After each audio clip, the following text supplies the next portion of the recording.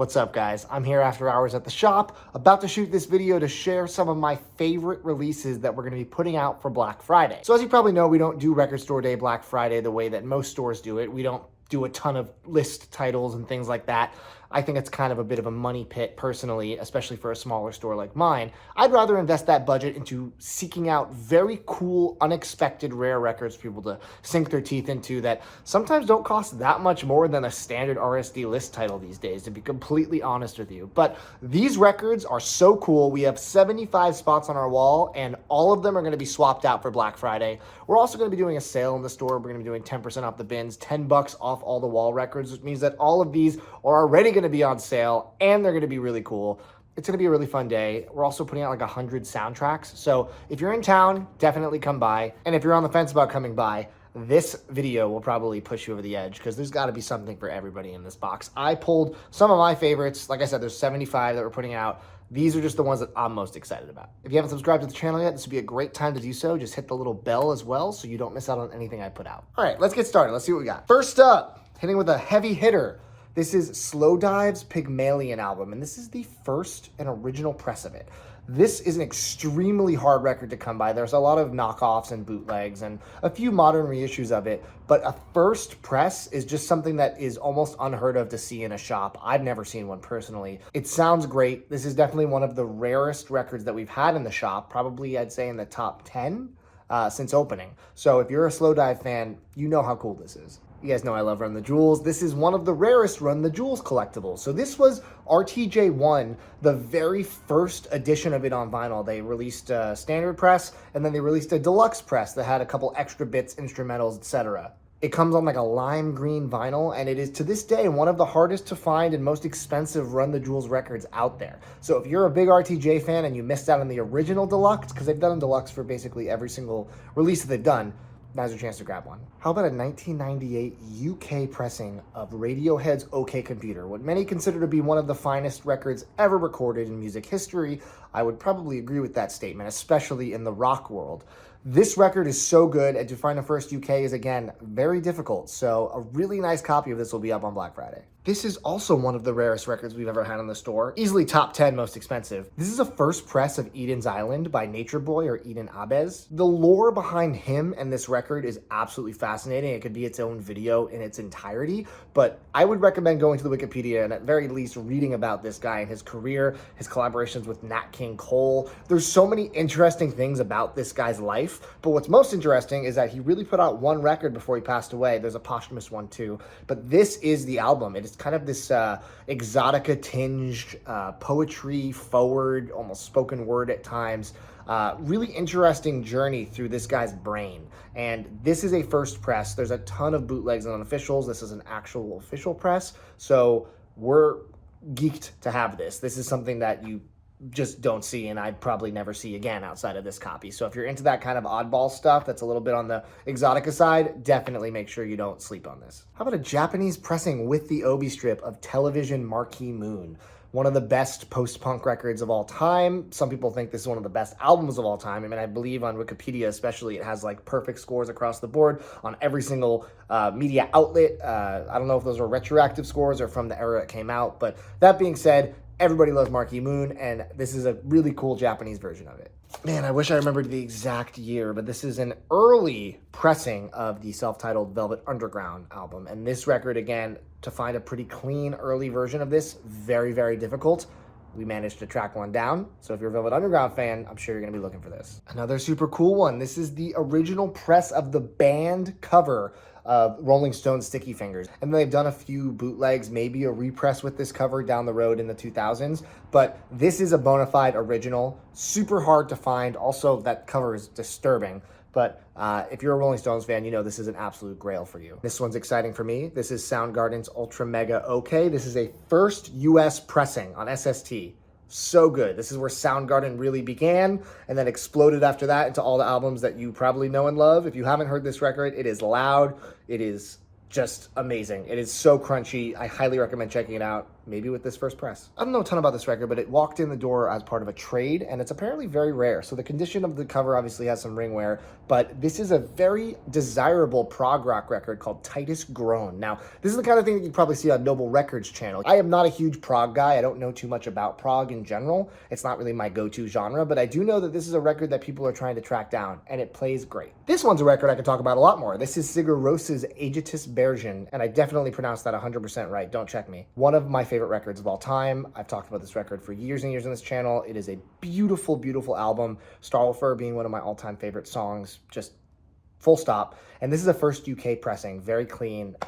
We had a first US not that long ago, but a first UK is far more desirable in terms of the value and something you just don't see in the States. So you have an opportunity to get a repress of this, the first repress in a long time, on the Record Store Day list, if that's what you so choose. But if you are a big thievery corporation, you're gonna want this version, the original press. It's on 4 discs instead of 2. What is arguably one of their greatest records. Just a really dubby, trip-hoppy journey. I mean, this is Thievery Corporation at the top of their game. Super cool that we have an original 4 LP to offer up if you want that sonic fidelity of it being spread out across all those sides, as opposed to crammed onto 2 discs. This one's sad. This actually is a gentleman that just passed away. This is Ka the Knight's Gambit. This is one of the most respected and beloved underground hip-hop records, and this record in particular is my favorite record by Ka. It was my introduction to him. He definitely died way too young. We will definitely miss him, and his records were already very difficult to find before the fact that he passed. So if you are a fan, whether you're a fan now after the news or you've been a fan for a long time, this is your opportunity to get one of his best records. And we managed to track down yet another first edition of Frank Ocean's Blonde. Yes, there is a repress and the value has gone down, but there were a lot of Frank fans that want the OG, the Black Friday issue, the original cover. There is merit to this, and I'm kind of glad that when they repressed it for 2 reasons. A, everybody can now own it for a more reasonable price, and B, they didn't do an exact repress, so this one still holds some value for collectors. So if you're a collector and a Frank fan, I'm sure you might be scrambling to grab this. This is a really interesting one. This is Radner and Lee. So Ben Lee is a singer-songwriter that has many albums, and Radner is Josh Radner, aka Ted Mosby from How I Met Your Mother. You can see him right there. They did a record together. It's kind of a singer-songwritery, folky record, really beautiful vocals and harmonies, and they did an extremely limited run of this. It only did, I think, 100 or 200 copies max, and it goes for really big money now. So if you're a fan of How I Met Your Mother, or if you just like really good singer-songwriter stuff, give this a listen. 2 classic Sun Kill Moon records going out from the semi-recent represses that were done over in China. They did a really beautiful job with these. The gatefolds are massive. They have obi strips. They're on colored vinyl. The first one is April, which is maybe my favorite Sun Kill Moon record. I think it probably is. Just a really difficult record to find. And the other one is most people's favorite Sun Kill Moon record, which is Benji. Also love this record. Both of them really great. You know, Mark Kozlik has a very unique voice when he comes to his songwriting. It's very rambly and storytelly, but he manages to keep it very light and beautiful, especially with the musicianship behind the words. We have a Fishman's record, folks. We almost never get anything by Fishman's. They are an eccentric Japanese group that kind of bends all genres. It's kind of all over the place. Some of it's more dubby, some of it's more trip-hoppy, some's ambient, some's pure electronica, some's pop. It's all over the place, but they are beloved, and a lot of their records are quite hard to find. And this is their record Orange, which is one of their groovier, funkier records. I think it's a really, really good album. And if you're a fan of Fishman's and you don't know this record, give it a listen. I decided I don't need a million copies of this record, even though it's one of my all-time favorites. This is recent masterpiece, Lil Ugly Mane, Volcanic Bird Enemy and the Voiced Concern. This is one of my many copies of this record, and all of them are pretty hard to find at this point. I believe this was the first colored variant that came out. It has like an extra thick spine right here.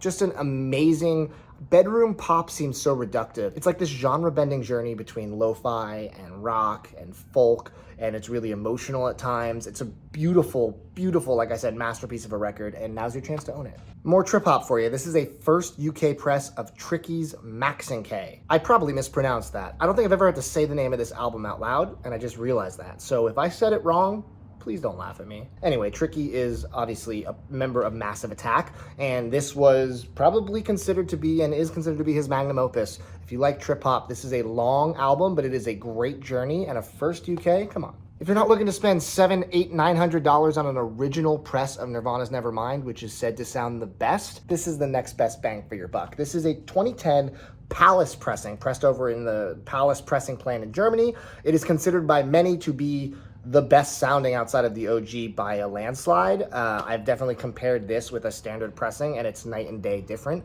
So if you're looking for an amazing sounding copy of this record, definitely grab this. How about the Blue Nile? I know Wags and I were talking about Hats and our mutual love of that record not that long ago. This was their first record, A Walk Across the Rooftops, and this is a first US press of it. So if you're a Blue Nile fan, you like that kind of 80s synth pop stuff, definitely check this out. This is a poppier direction than Hats, which definitely goes in a more moody direction, I think. This is definitely a great record to hear, though, and a first press of it, don't really see it. And we've tracked down yet another RL Led Zeppelin 2. If you aren't familiar, Robert Ludwig mastered many copies of this, but I guess not that many because people still track them down and they're not super easy to find, although people do find them all the time at random places. You can tell if it's an RL by the RL in the dead wax, and again, if you A/B test a regular copy of Zeppelin 2 with an RL, you will understand why people pay hundreds of dollars for really good copies of this, sometimes close to $1,000 if it was near mint, maybe even more. I don't even know, they just keep going up for some reason. This is an RL/LH, so the B-side has LH on it, and if you go on Discogs and you read the entry for the RL versus the RL/LH, you will just get inundated with blocks and paragraphs of texts from audiophiles fighting over if the LH version sounds worse than the RL version. I believe the general consensus is it doesn't, and they both sound exceptional in the same way, but some audiophiles will argue you have to have both RLs. Some will say it does not matter at all as long as RL's on one side. You make your own decision. I think both sides of this record sound amazing. It's a really nice copy of this, probably plays strong VG. So if you're looking to add an RL to your collection, we're gonna have one. A little more Zeppelin goodness for you. This is the BBC Sessions Led Zeppelin box set. One of the most desirable box sets for Led Zeppelin fans, without a doubt. We got one as a trade, and I was like, well, this is definitely going out for Black Friday. A couple more heavy hitters for you. How about a first UK of Oasis, Be Here Now? Super clean copy. I mean, Oasis is literally all anyone can talk about right now because of the reunion tour. Kind of a good time for us to put this out. Or maybe a first UK of Definitely Maybe, which is oftentimes people's favorite record. I mean, it's usually a toss-up between this or What's the Story, Morning Glory, depending on what your preference is, the poppier stuff or some of the earlier stuff, whatever it may be. Either way, everybody loves this record. A lot of people love this record, but these are both first UKs. So if you're an Oasis fan, now's your chance to grab them. Finally, two more from our boy, Aphex Twin. First one being a first press of Selected Ambient Works Volume 2. The first presses, as well as the recent repress. Of course, if you're a fan of Aphex Twin, you know that he finally repressed this with all of the tracks in order. A lot of the represses between this and now were missing tracks, including the best track, Stone and Focus. This is the first press, and I'm going to say this just to be completely honest and transparent. I'm not going to snake oil you. The repress is probably sufficient. It probably sounds better than this, to be honest. However, if you are a collector, especially a collector of electronica or Aphex Twin in general, you are probably still going to want to track down an OG, and these are still very, very hard to find. So this is going to be a specific buyer, but I think the person that does get it is going to be very, very happy. This other one, however, is not easy to find, and I'm so excited to have a copy. I have been showing off a copy of this record for years and years on my YouTube channel. When I film in my room, you can see it behind me. I get endless comments on it. Is that? It is. And I'm not selling mine because it's one of my favorite records, but we finally tracked down another copy. Now, the issue with this record, which is none other than Aphex Twin Drugs, is that this record has a really oblong-shaped box. It's like this big, and it holds 4 discs really awkwardly inside. It makes no sense, just like Aphex Twin, to do something like this. This is very on brand for him. And many times, if you find a copy online, even if you find really nice discs, the actual box is either completely thrashed or it's not there at all. So unfortunately, we did not get the box in this collection. This collection had all 4 of the discs and they all sound amazing, basically near mint. However, there's no box. We said, you know what? We got to figure out a way to remedy this. And you know what we did? We made our own box. Yeah, this is our custom Aphex Twin Drugs box, complete with absolutely legitimate album art that is totally legit. But it comes with all these cool sleeves on the inside that you can put all the discs in there. It's a one-of-a-kind, really. So you'd be shocked to see how much just the discs of this record go for in good condition. But with this one, you also get this amazing custom one-of-one box. If you haven't heard this record, it is an electronic masterpiece, and I definitely recommend you're listening to it before Black Friday to know if you're going to try to fist fight people for it, or if one person's going to walk in and just be like, that I guess we'll see. All right, those are my picks for Black Friday, but there are so many more than here. We have an entire cube of other grails that I just didn't want to talk about because I didn't want to do a video that's like 40 minutes long. So make sure you come on Black Friday. We open at noon, and I guarantee there will be a line because people are going to see this video and see something they're going to freak out about. And unfortunately, because we're a used record store, we only have one of each thing. So hopefully we'll see y'all on Black Friday. It'll be a big celebration of record stores. It's also Small Business Saturday the day after. So Friday and Saturday, we're going to keep the sale going. We'll be putting out good stuff, and I look forward to seeing a lot of friendly faces from the community. Thank you all for watching this video. Of course, there's more coming soon. Take it easy.